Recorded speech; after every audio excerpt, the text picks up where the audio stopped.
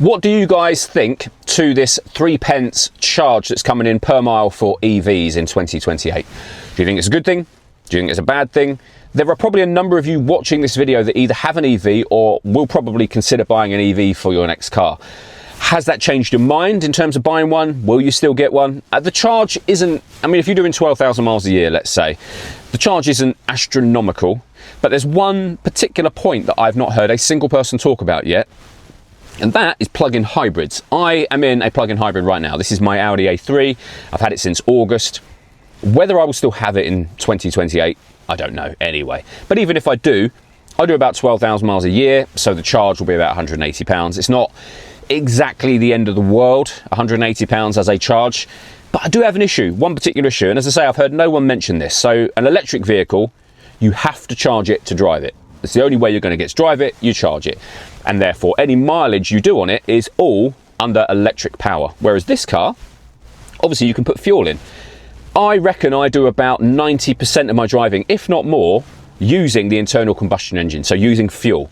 Fuel that I've paid for and paid tax for when I put it in. So I'm not charging it a lot, and that's partly down to laziness. It's also down to the fact that, of course, this car has a range of 38 miles. You know, an average electric car might have a range of 200, let's say, and that's being conservative. It's probably more than that. So this car can do less than a quarter of the range of an electric vehicle, yet you are paying half of the fee that an electric vehicle pays. It doesn't really add up to me. And how are they going to work it out?